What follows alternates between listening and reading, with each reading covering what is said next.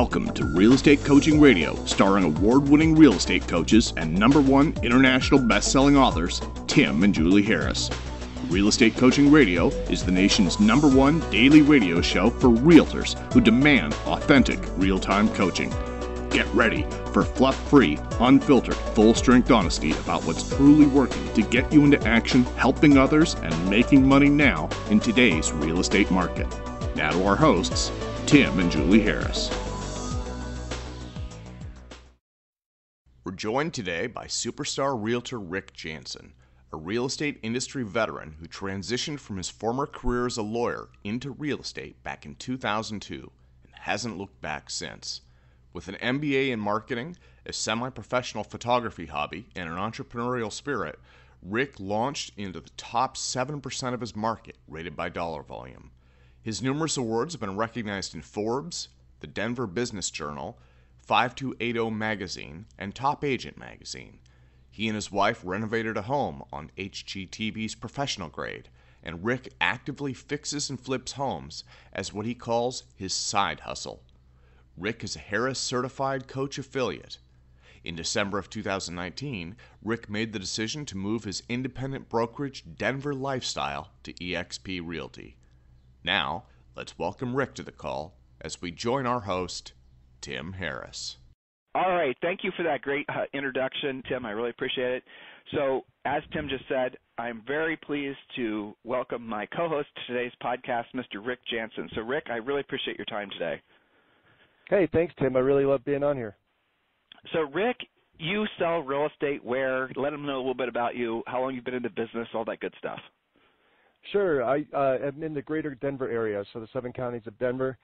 Been selling real estate full-time since 2002 when I left my practice as an attorney. I didn't realize you were an attorney first. Yeah, I was an attorney doing contract law. I have an MBA in marketing. Oh, wow. Okay, well, that explains a lot when I communicate with you, why you sound so professional. I understand now. So that's interesting. Go ahead. Billing every 6 minutes of your day is no way to make a living. No, I imagine not. It is interesting how many people with professional backgrounds like yours get into real estate. I'm sort of curious now that I'm learning this about you. You spent a lot of time in school. You spent a lot of time pursuing a path that would be the exact opposite of the path of a real estate professional. Why did you walk away from all that education? Well, obviously it's still in your head, but you know what I mean. Why did you walk away from that professional career path and decide to be an independent contractor selling real estate? Well, I've always had a passion for homes, Tim. I can walk in a home and see, the future of the home, the potential in a home, and I love spotting up and coming neighborhoods. And what I realized is I love working with people, wanted to teach people, wanted to coach people, and I thought that's what you could do as an attorney. But as it turns out, as an attorney, really you're just a high-priced McDonald's employee, and the only way to make any more money is to bill more time. Whereas in real estate, you can multiply your time and effort either through other agents, through yourself, and sell high. If you want to make more money, sell a higher priced property.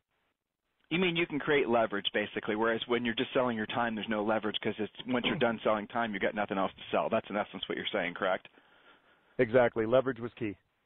Yeah. So is that when you were when pursuing real estate, obviously you sell homes. What other things are you involved in as far as in the real estate world? I have a feeling it's going to be way more than just selling houses. There are quite a few things. I do a little property management on the side.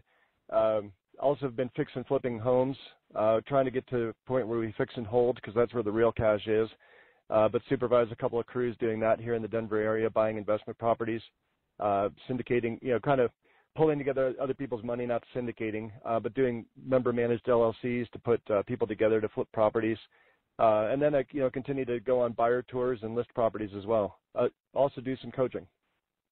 Yes, you do. You're one of our certified coaches, actually, a Harris certified coach. So talk to us about what's going on in the greater Denver area. You and I have exchanged some texts prior to today's interview, and I know that your area has seen, your state has seen a really interesting growth as far as the inflow of cash from the legalization of marijuana and some other things that have been going on. So talk to the folks all over the country about what's going on in your market in particular, in your state, as much as you feel comfortable. Sure, and the other driver of our market really has been the tech sector. There's a corridor between Denver and Boulder on I-36 that it really is attracting sort of, the back office of Google and others. We've had just a huge IT boom here and tons of unfilled jobs. We have about 3.5% unemployment at the moment and huge commercial development as well. So with 3.5% unemployment, wages keep going up and then home prices keep going up. We've been underbuilding the Denver market probably 10,000 homes a year from like 2008 at the start of the recession through about 2013. So it really wasn't then that new home builders started taking off again, but inventory continues to lag way behind. What we have seen recently, starting probably in about August or September of last year, was inventory crept up from 1 month of inventory, which means everything on the market can sell in 30 days, to probably about 1.5 months to 2.5 months of inventory, depending upon the price point. This has slowed things down a little bit. Instead of 15 offers on a property sub 400, you now maybe have 4, but you still have 4 competing offers in a bidding war. But we are seeing prices go probably, we were seeing some neighborhoods go up 10 to 20% a year over year for 4 years in a row. So we've really catapulted up in value. But homes over $1 million now are slowing. You're seeing about maybe 46% of those have a price reduction now. People are still trying to overreach. They're still trying to price like it was last spring, and it's not. But we will probably still see a steady 3 to 5% appreciation for the next year or two.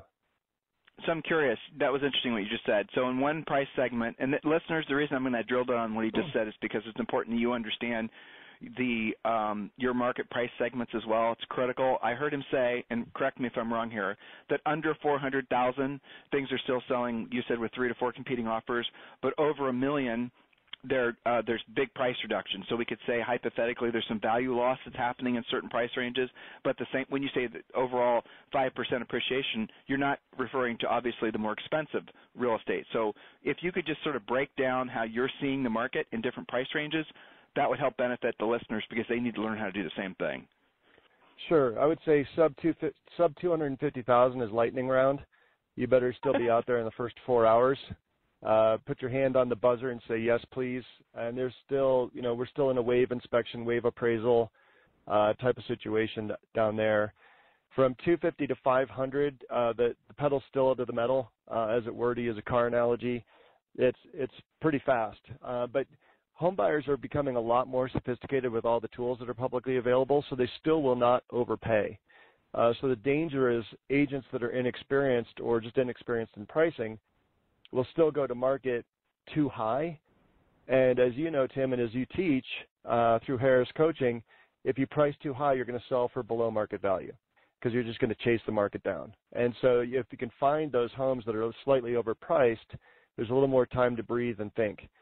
From 500 to about 800, there we're still seeing steady appreciation in market. And then again, once it's over $1 million, we are seeing those price reductions because the sellers are saying, hey, my home is worth 1.2. It's really worth about $1.05 million. And if you price it at $1.2 million, you're going to sell for $980. And that just happens time and time again. They overreach, and then they come in losing tons of money. Aspirational pricing is what we call it. That's a nice way of saying it. Okay, I'm sure many of you at this point are somewhat curious about EXP. It's something that seems to be on everyone's mind. EXP is obviously one of the fastest growing real estate brokerages in the history of real estate. I'm going to save you the effort of having to do a lot of Googling and a lot of research. We've prepared a video for you. All you have to do is text the word EXP. That's it. Just text the word EXP to 31996. Go ahead and do that now. Text the word EXP to 31996. And you're going to be sent a link, and you can watch a quick 7-minute video that EXP has provided so that you can get all your questions answered about EXP. It's just a fantastic business model. Seriously consider texting the word EXP to 31996. So it's in those upper end price ranges then. If someone's purchased in just the past couple of years, it's entirely likely that they're going to lose money. Yes and no. So if they way overpaid for something, then yes. And there were cases where people over $1 million were still in a bidding war frenzy, and they thought, as long as the market goes up 5 to 10% a year, I'm fine. If they way overshot, then yes. If you conservatively priced a home and put an offer in, the market's going to accept that. But what I always do with my clients is I say, hey, if you buy a home and you decide within a year it's the wrong one, I'll sell it for free. And that's just kind of my guarantee is it gets people over that little fear of, am I doing the wrong thing? And it gives people permission to buy. They're so scared to buy a home and make the wrong decision. You have to give them that permission. And so I say, hey, you know what? We're still going to have to pay a buyer's agent 2.8% or whatever it is for the local market, but I'll waive my side. So in a market where all this is, and this is very, this is how most of the country is, what you're describing, this type of, pricing, where we're seeing the softness, where we're seeing things still be a very competitive. How does new construction fit into all this? Because you said new construction's fallen back by 10,000 homes per year. In your marketplace, what price range are the builders building in, and what is that? Is it causing softness in the resale market in similarly priced homes? It only causes softness if you're building new right next to an established community, right? Mm-hmm. So, and most of the building right now is happening above 500,000 just because builders can't get the land cheap enough to buy anything that's quasi-affordable. The average home price right now in Denver is $440,000, but by way of perspective, the average home price in Boulder, just up the road, is $1,040,000. Whole different reason for that. But the builders are coming in, in the low 400s or whatever, and you walk out the door at 550. So typically speaking, it's 550 and up is really where they're building, and it's tough. It's tough for everybody, but there just is no new home construction. So that's where the fix and flip opportunity is if you can come in on a estate sale, on a foreclosure, on something like that, and you can kind of prime that 300 to 400 market, you're pretty guaranteed you're going to get out of your investment when you fix and flip. So let's talk a little bit about specifically, you and I had exchanged, we've communicated a lot before today's show. In your marketplace, you're seeing all these iBuyer companies. You're seeing the technologists come in and try to essentially disintermediate, to use that overused term from the 90s, agents from the real estate equation. You said essentially making, you felt like when you were selling your time, you felt like you were an hourly employee working at McDonald's, right? And so that seems to be the vision that these technologists have of a lot of the future of the average real estate practitioner. What are your thoughts on that? I don't think the iBuyers are going to make a huge toehold. I mean, Redfin's trying to come in here with their 1% listing fees. We have a local company that also does a very reduced fee, and they offer $1,500 to the buyer's agent as a flat fee. And they have that flat fee company has a tremendous market share. I think they did $432 million in sales last year. Last I heard, they're trying to do an IPO and go national. But that said, the iBuyer program, it's really based off of fear, and in my opinion, and that's because someone's afraid that they're going to they're going to have too many showings, or they're going to sit on the market, or they're going to own two homes, or they're not going to have a place to go, or they're going to misprice it, they're going to choose the wrong agent, all of those fears, right? And so the iBuyer comes in and says, hey, we'll give you a offer of $400,000 for your house. Well, the house is really worth $480,000. And so anytime anybody's offering cash for a home, there's got to be a profit margin in it for them, unless Wall Street's backing them and they can lose money every day, which unfortunately is the case with some of these iBuyer programs.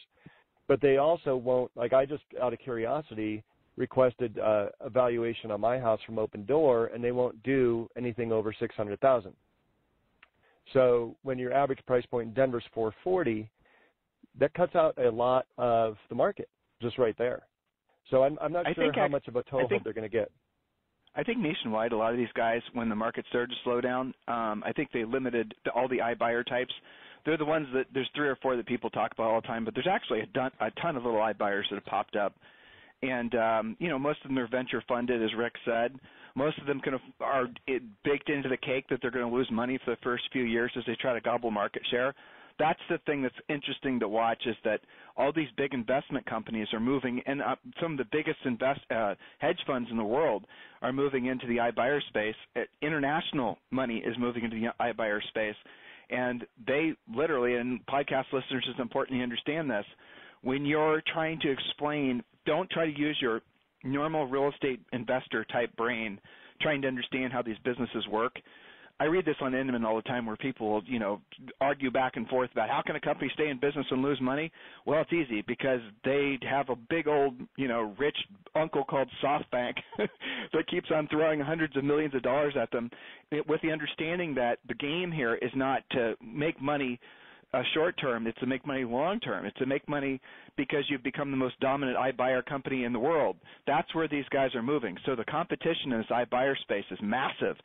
And that's the reason that Zillow, essentially, it seems, if you read the interviews with the new CEO, has essentially completely pivoted on their business model and are now no longer really in the selling leads to agent business anymore, which is, they're obviously doing that now, but they're scaling that back. Rich Barton did an interview recently, and Rick and I talked about this a couple weeks ago, where basically they say, look, we're doubling down on the iBuyer space, and we're not necessarily wanting to pursue selling buyer leads to agents anymore. So not to say I told you so, but we really did tell you so. We knew that was going to happen. We told you 2 years ago. And those of you who have built your businesses individually as agents or as brokerages on buying buyer leads, well, you're going to have some interesting challenges moving forward. So, Rick, you had some insight, actually, on what Zillow was going to be doing in your individual market that you kind of tipped me off to a few weeks ago. Do you mind sharing that? Well, they're just, they're really focusing on the high-end folks with Zillow. So, I mean, if you're spending, they just kind of, right now, from what I hear on the street, they're talking, kind of exclusively per state to the people who are paying the most per month. And believe me, folks, what that dollar figure is per month would just blow you away because it's more than most people make GCI in a year. And that's what they're spending in advertising in Zillow per month. And so Zillow's really kind of taking a look at those folks and seeing how they can juice their profit and possibly adjusting their model. All right, so I'm going to remind all of you, you want to text the word EXP to 31996. Go ahead and do that now, and you'll be texted back a link for a 7-minute video that answers all your questions about EXP. So go ahead and do that now. Text the word EXP to 31996. Takes 2 seconds, and we'll text you back with the video. You can just watch it and have all your questions answered. Right now, in the industry, agents need to basically be choosing their partners for long term. That means the brokers, they need to be selective on who they're going to work with. That means the technology companies, the CRM companies. And I'll give you even a coaching company. Let me give you an example. One of our main competitors has his own CRM. So he came out with this CRM. I won't mention the name, nor will I mention the name of his product, but it turns out his CRM was actually a white-labeled version of a CRM that was recently purchased by Compass. So in essence, when you buy this, you're doing this business with this coaching company, and you decide to subscribe to a CRM. The next thing you don't realize this, maybe he didn't even tell you because I know he didn't, but the CRM was really a white-labeled version of a CRM that's just recently sold to Compass. So your information, the very thing that's the most value in your business, you now are essentially sharing with what may be a competitor of your brokerage. That is a really crappy alignment, if you ask me, where if you're using that CRM, maybe you need to take a step back and reconsider that as whether or not that's really the direction you want to go. And, Rick, speaking of, valuable partnerships, do you have something to tag on there? I have a feeling you do. Yeah. So the valuable partnerships is something I was thinking about when you mentioned that. It kind of triggered in my head. I kind of been looking at Zillow as the gorilla in the corner, and everybody goes to the stand, buys bananas, and feeds it. And it's getting bigger and bigger, and one day it's going to wake up and realize it's King Kong, right? And King Kong can do whatever the heck King Kong wants. But we've all bought the bananas that fed him, right? Mm-hmm. And there are some big competitors out there. And I've had my own brokerage for 16 years. At one point, I had 10 agents in my firm, and it was costing me a lot of sleep, a lot of stress on my marriage and my family. And I started realizing, like, okay, how much is that actually of value to me? To, stroking the ego to have a 10-person firm, but how is my little 10-person firm going to compete in terms of agent attraction, client attraction, and all of those things versus the monsters that are growing and then gobbling?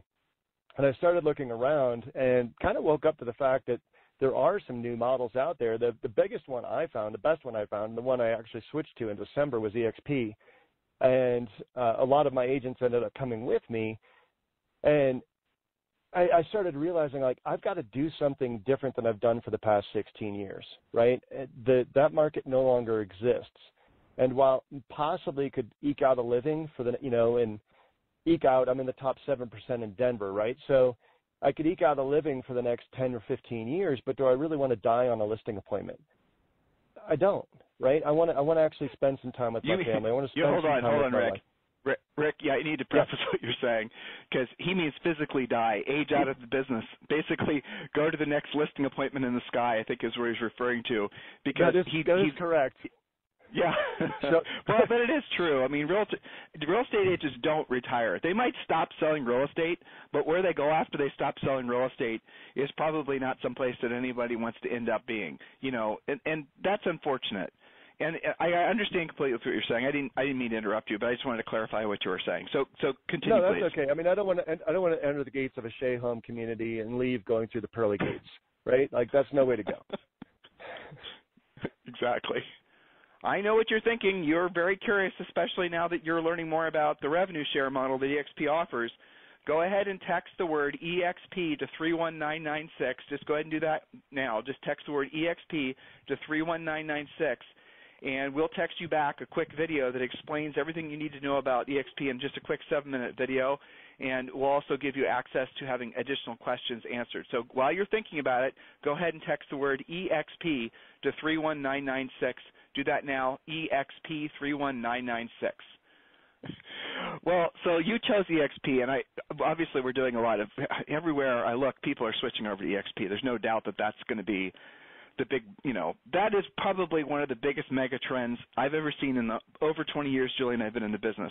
When I look back to when we started selling real estate in our early 20s, we're now in our late 40s, I look at the big trends that have come and gone, and there's been really some notable ones. If you go all the way back, you might want to say, like, I think Howard Britton in the 90s was a huge mega trend. Again, many of you don't know that name. And then Keller Williams was a big mega trend. And then you could even say that, Zillow was certainly a big mega trend. Buying buyer leads was a big mega trend. Branding was a big mega trend. The big team model is a mega trend. All these things come and go. All these things are just basically the fashion of the usually they last 3 to 5 years, and then people start realizing that they're just a trend, or they just lose interest in them. It's kind of interesting the way those things work. But you ask yourself, well, why is it that agents will, why are they attracted to the certain things? It's social networking. There's another big. So why is it that agents are attracted to those things, and why do they lose interest in those things? They really do find a lot of those things, and some of like social networking, that was exciting, that was new. But also, it was obviously a trend from the start because it was predicated on the idea that you weren't going to have to do real work anymore. You weren't going to have to do what you didn't want to do, and you didn't want to do it at the highest level. So, listeners, if you're ever trying to discern if something's real or not, and look, you can make money short term in a new trend. Don't get me wrong. When Julie and I were selling real estate and Google just started selling pay-per-click ads, I remember it was like November, December, I don't remember what year, but I was experimenting with pay-per-click ads, and we were doing really well for like 6 months, and then everyone else figured out what we were doing. So you can make money in the very short term with trends, but ultimately the way you know whether something's a trend or not, the way you know whether something is really worth you investing a lot of your time and energy in, is the answer to this one question. Am I doing this to avoid the real work? And the real work is basically putting yourself in a position to potentially hear no from a potential buyer or seller. So if you can answer the question truthfully, that's the highest and best use of your time doing whatever that thing is that you're just I'm going to spend my time working on my brand. Well, why exactly? Well, I don't really know. Okay, then maybe you shouldn't do it. Maybe you should learn how to be a really good hunting expireds, or really good at pricing listings, or this core stuff that everyone looks for. Rick, actually, that's kind of, I'm going to take a half step back. As someone who has a large, real formal professional background, does it surprise you how little expertise there is in real estate? Did you find that when you were an attorney and when you were in your marketing backgrounds with your MBAs and all that? Are you kind of surprised how little agents invest in their education? The barrier to entry is very low, and then and I am surprised actually at how few people do invest in coaching and humbling themselves to go forward. And that humbling yourself is one of the things I had to do, and it's been a hard journey. But even when I first heard about EXP, I kicked and screamed in the corner like a baby for 6 months saying, no, I can do it better. My model's better. I can resist. I can keep going. until I finally woke up and started realizing people with $100 million businesses, $200 million businesses, doing 300 transactions a year were moving to EXP. They might be doing it better than I am, and maybe they know something I don't know. And so I started trying to figure out what they knew that I didn't know. And well, what did they know that you didn't know? We'll talk about it. So why were the specific reasons why you moved to EXP? There are a number. Partially right out of the gate, I mean, one of the things that people talk about is you can do the same amount of work but now get paid 3 ways as opposed to 1. So you still get your commission, and the splits are very competitive. And so a lot of the people I talk to on my show, Top Cloud Agents, I'm interviewing icon agents and top agents around the country. They're getting paid 115, 120% on their deals. So they're like, what are you talking about, a split? I get paid by my company to work. We'll go into more of that later. But so you get paid on your deals, and everybody that I've talked to is still working hard. They're still selling homes. They're still calling expireds. They're still doing what they have to do. And the second way is you get stock for attracting people to the company, just sharing it with people when you're talking out and about. And people are like, what's EXP? You tell them, they join, you get stock. You get stock for your closings. You can buy stock at a discount every closing. And then the third way is through a revenue share. It's kind of like a referral fee for agents when they do business if you've referred them into the company.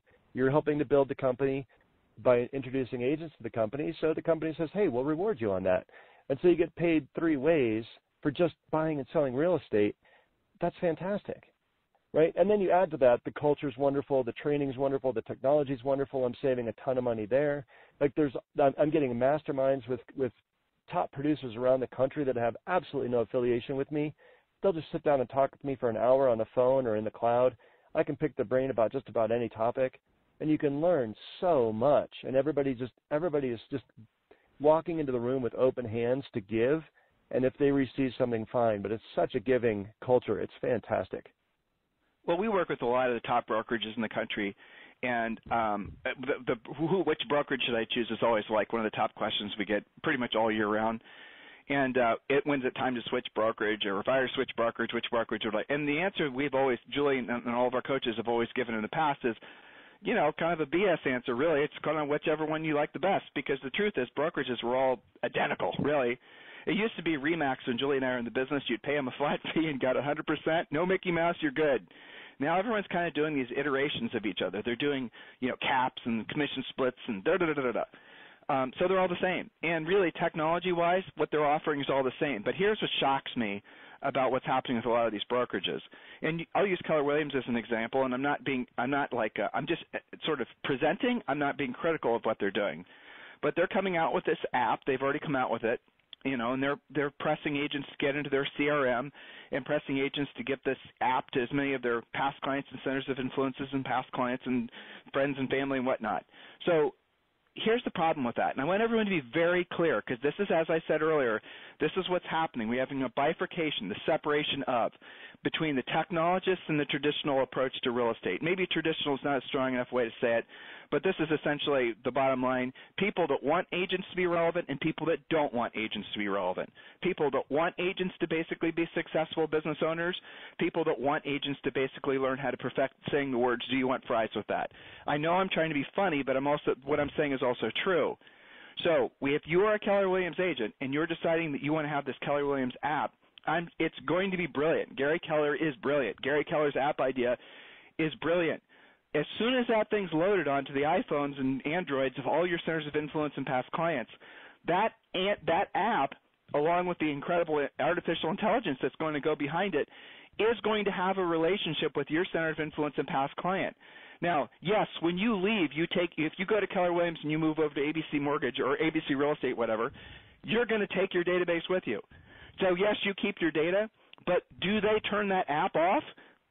If the 300 of your centers of influence and past clients, all these relationships you've worked your whole career to try to carve out so you become the trusted name in those people's minds when it comes to selling real estate, who are they going to go to when you basically, you've been supplemented, if not replaced, by this app?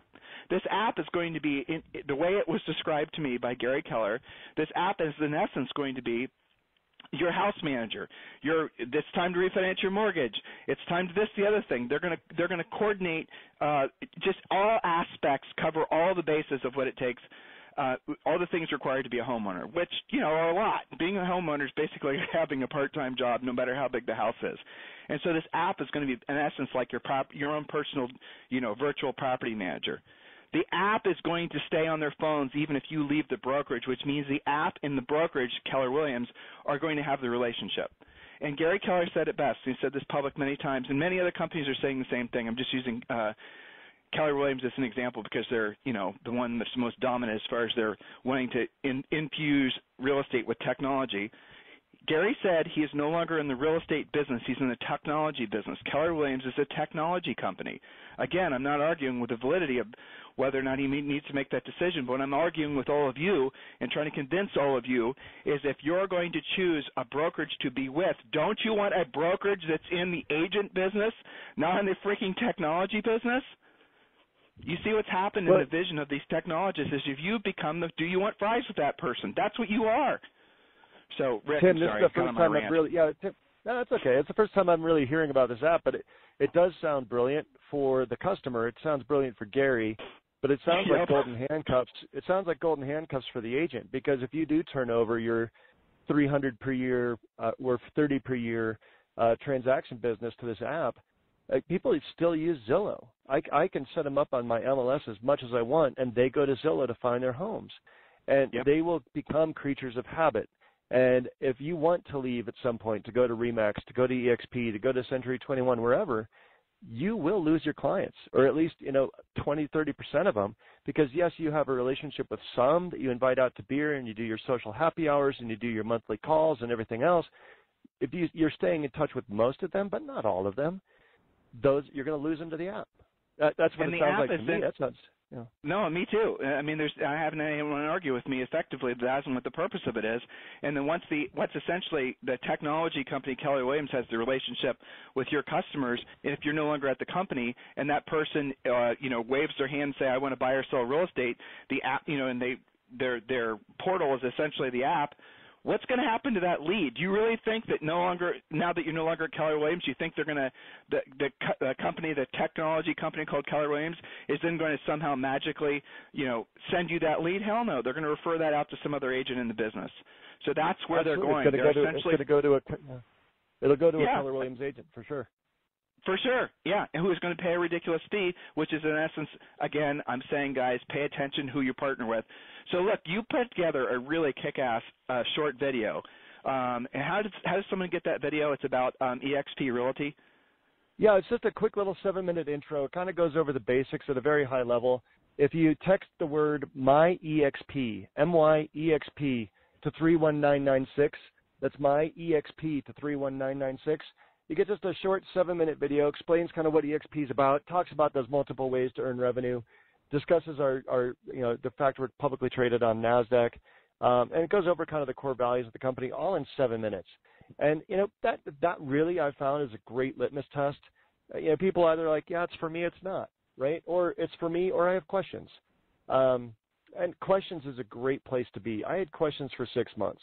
And, there are people who move in a week. There are people who move in a day. Some people are smarter than I am, and they get it. I'm just, like I said, I was just stubborn, prideful. I put up as much of a fight as I could, but now that I'm in, I'm all in. This is the last brokerage I'll be with because this is a long-term player that will be here for the rest of my career. Well, you said something and I wrote it down because I wanted to go back to it. It was kind of, obviously designed to be interesting to talk about. Getting paid 110 to 120% on deals. Then you went over the fact that agents are getting stock in the company for just doing transactions and sponsoring agents, but they're also getting revenue share. And just so you can get it and go as far down those rabbit holes as you'd like to, but can you share with the listeners a little bit more about that, why that's so important to you? You also, in just tying this all together, you also said you don't want to, go to the home before the home, let alone the great home in the sky while on a listing appointment. You want to have some financial exit plans out of real estate. So can you tie all that together for the Rick Janson who is listening, who maybe is still trying to resist the idea that maybe this is the direction he needs to go? Sure. I mean, one of the ways, or one of the reasons people build a small firm, they build a team, they buy investment properties, is to give yourself a base salary, right? We all know that if you take your foot off the pedal, 90 days later you're going to take an income hit. And so, if you have rental properties, if you have a team that's out there working when you're not, if you have a small office that's working when you're not, you have a certain amount of income stability. And but it takes a big, big toll on you. As an employing broker, you have the headaches, the liability, all of that, the responsibility. As a team lead, everybody there is there like a little bird with their mouth open, wanting to be fed. And with investment properties, that's its own nightmare, right? So you've got a level of expertise. So one of the things I found with EXP is, when I'm at a closing, I just allocate 5% of my closing check to go to buy EXP stock at 20% discount. There's a vesting period for sure, but I'm going to be with the company long term, so I really don't care. So I'm already buying stock at a 20% discount, kind of forcing myself to have a savings plan, which is fantastic. Then, when I close the deal, I just get stock from the company. When I attract an agent, I get stock from the company. And there are a number of other ways to earn stock, but one of the coolest ways to earn stock, EXP is on a split system, right? So you keep 80%, they get 20%, but only until that 20% equals 16,000. So when you've capped out at 16,000, and I didn't understand what cap meant, but it basically just means I've paid EXP 16,000 out of my commissions. From that point forward, I keep 100% for the rest of the year. Sure, there are some monthly dilly-dally fees. I mean, those you're going to have little monthly fees anywhere you go, and those are incidental. But I keep 100%. So now when I've hit, that's about, in our market, that's about $3 million in sales, right? And now I keep 100% of my commission. But now as I go forward, once I hit a certain benchmark in terms of the number of deals I've done, I get that 16,000 back in the form of stock. And that's called being an icon agent. And icon agents are the one that I'm interviewing on my topcloudagents.com site. And because they're the top agents in the cloud, right? So topcloudagents.com. And you can find a lot of this broken down there, or by texting my EXP to 31996. But when you're getting 100% of your cap back in the form of stock, that's valuable. So now you're at 100%, right? Now you're cranking. So where do you get above 100%? Well, that's in terms of the discounted stock. You've already made 20% hypothetically on the stock you just purchased. Or when I attract an agent, now I'm getting revenue share off of them. And that's what I was talking about with the referral fee. They do a deal, I get a small cut. They do a deal, I get a small cut. And that small cut is out of the 20% they pay. So it's right off the top. There's no Mickey Mouse. There's no worrying about profitability of the office. It just comes straight out of the company's share of commission. Because there's no brick and mortar, they have a lower overhead, they can do that. So I can calculate out very methodically, very easily, if I want to build a passive revenue business on the side, if I want that to be my side hustle instead of Lyft or Uber, and I talk to a lot of agents who are doing that these days, if I want my side hustle to be, hey, let's attract an agent once a month, it's very predictable. Hey, I can generate this much income down the road because I don't have to worry about profitability of Bob and Sue and Harry down in my office that won't talk to me because we're competing. We're all sharing information freely. We're all working together to build the brand. To build the company, rather, not just the brand, but the company and the stock value. And so now all of a sudden you start earning, let's say, I'm not going to make any income claims because we don't, but let's say you earn somewhere between $500 to $2,500 per agent per year. You can very quickly figure out how many agents do I need to build up a passive income to pay for my mortgage, to pay for my car, to pay for my base expenses. And now you have freedom. Now you have the freedom that every coach is selling. Let me jump in there. Okay, so first of all, it's funny that you said about Uber, because in the last 3 Ubers I've taken, 2 of them had real estate licenses, so that was kind of funny. But let me ask you about, so I know EXP agents aren't supposed to make income claims, and that makes perfect sense. But can you just give them a rough idea you mentioned that you'd kind of penciled this out, how many agents you have to sponsor, and just roughly speaking, what hypothetically that might equate to you, and how long you think that'll take? So if you just look at the business model and you say, okay, let's attract agents who are going to do $3 million in sales and cap out, and you say, okay, what if I were just to maximize short-term and quickly? And this isn't making an income claim. This is just diagramming out their business model, right, the EXP business model.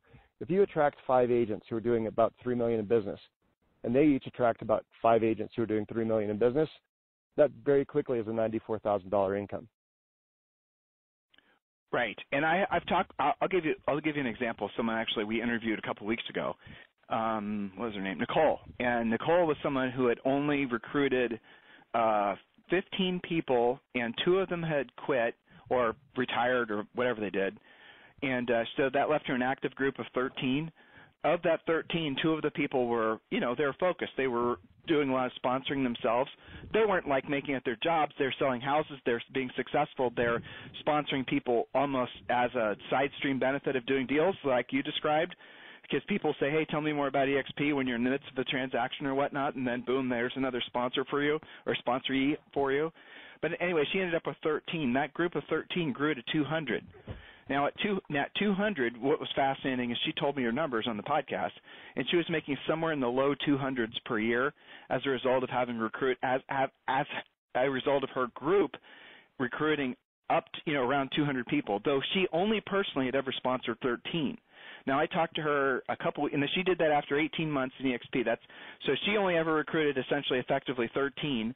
That group grew to the low 200s organically, just those people just doing, what they do. And now, after about, I think, 2 years, her group's grown up to be over 300. So wow. Again, I don't know how many people she's personally recruited, but I bet you she's only up to maybe 15 or 20. That's what's really fascinating about EXP is I've never seen so many people. Obviously, they're motivated because they love the company, but they're also motivated because they're creating a income source for themselves that's not dependent on a real estate transaction, which is pretty amazing because normal people can only do that from maybe you have a lot of money in the stock market and you're getting paid dividends, but the traditional way that normal people, by normal I mean people that weren't born with any sort of, no one not being born on third and acting like you hit a homer types, people that were born having to create their own wealth is through rental properties. That's what Julie and I did. But I have to say, looking back 20-some plus years, and you said this, Rick, the cost of buying the rental properties, just literally the money we had to save, the hassle, all the associated everything that goes with rental properties, we had the opportunity that, I'm not a licensee, but had we had the opportunity back then, we definitely would have been EXP agents. We definitely would have done this opportunity because it creates passive income hypothetically so much quicker and with so much less hassle and risk versus rental property. It's incredible. So when you lose all the employing broker headaches, you lose all the emotional day-to-day headaches, and you can all of a sudden have an agent in Oklahoma, and you've never stepped foot in the state. Yeah, but one of your agents knows somebody there, right? And so your group starts to grow organically. And I talk to people who are like, well, I'm not a recruiter, and I'm not a this and a that, and I'm bad at talking to people. Like, well, if you're bad at talking to people, real estate might not be your profession. But if you're bad at recruiting, it's because you've never had something to recruit to. And plus, you really don't have to recruit in EXP.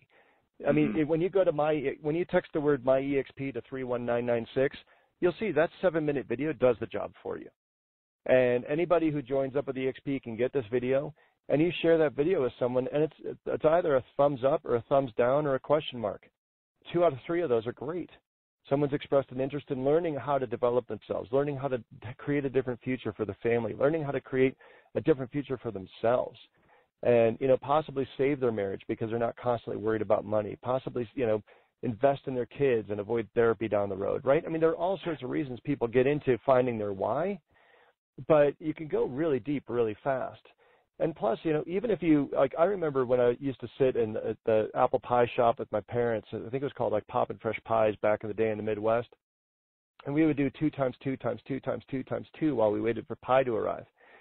And, you're very quickly up over a couple of million, when you do the multiplication. So let's just say you attract 2 people. And they attract 2 people. And let's say it takes you a year to have 2 people fall into your lap that want to switch brokerages and see the value in this. And it takes them a year, and it takes them a year, and it takes them a year, right? And you only attract 2 people. The way that will multiply out, and I'm never going to say it's going to go 2 by 2 by 2 by 2. It'll probably go 2 by 10 by 1 by 5. But however that grows out, the numbers still add up so quickly to just a stable financial future that can exist long after you've decided not to sell real estate.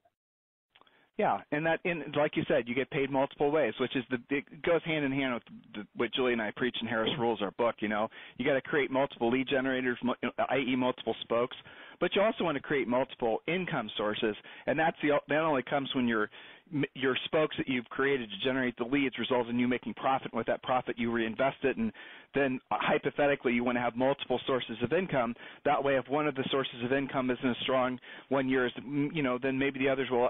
That kind of thing. That approach to business and life and wealth accumulation is just in perfect alignment with. That's the reason it's so fun talking with all these EXP agents, because they're so. They get it. That's the other thing, Rick. It's really fascinating when you have a true north. When you have a path forward that could not be any clearer, that has to feel like a revelation. Like you don't have to try to figure out your way into being rich where your money works for you. You no longer work for your money. You have a clear path. What does that feel like emotionally? Emotionally, it feels awesome, Tim. I got to tell you, like looking forward and having a dream, a hope, and a future, like there's possible joy. I talk to a lot of agents that have been in the business 15, 20 years. They're getting kind of beat down and they're kind of getting burned out, but they have no retirement set up. They don't have multiple rental properties. They don't have multiple people running around, giving them too large a share of their commission to keep them afloat, with the team model. I think that's kind of like just almost taking advantage of people. Not to talk badly about teams. There's a lot of training and leads that go with that. But when I talk to people and when I talk to team leaders that have come over to EXP, you know what the number one reason they did it? It was for their retention. Team. Yeah. Well, no, it was for the team. Sure. And because they said, look, I've hit it, right? They're talking to me. They're like, I'm making $200,000-$400,000 a year. Some of them even more. But I've done it on the backs of other people. And if I leave, those people are going to have nothing. And here's a way where it's a completely level playing field. I can teach them to play my exact game, and they can dial in whatever income they want. And when I leave, they still have that. And so I'm doing it to reward the team members that have served me so well, that have learned from me so well, that have invested in me and my family. This is their chance to give back. And the flip side of it's true too. I mean, maybe everyone who's built a team knows the biggest problem is essentially as soon as people become successful, their gears are spinning and they're thinking about, well, I'll just do this myself. And that's the reason that so many of these teams, one of the many reasons that so many of the team model is wrought with peril.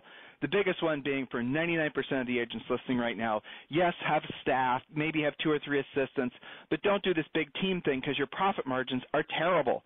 And there's been study after study after study that doesn't even account for the human turmoil that goes on in your life as your key people quit, as they go off to do their own, competing entities that are literally competing in the same market as you, and what you've done is you've essentially schooled up your biggest competitor. Well, what's fascinating is that EXP makes it so that if that happens to your team, it's not so bad, because those people who are on your team, who are hypothetically on your part of your revenue team as far as EXP, even if they decide to branch out and do their own thing, you're still benefiting from them financially. And that's a new paradigm for people who've basically been stung so many times from their teams, building them up and then just tearing them back down. So an interesting, definite partnership that all of you should definitely be exploring is EXP Realty. So Rick, how do they get that video again that you created? Sure. So text the word MyEXP, MYEXP, to 31996. That's MyEXP to 31996.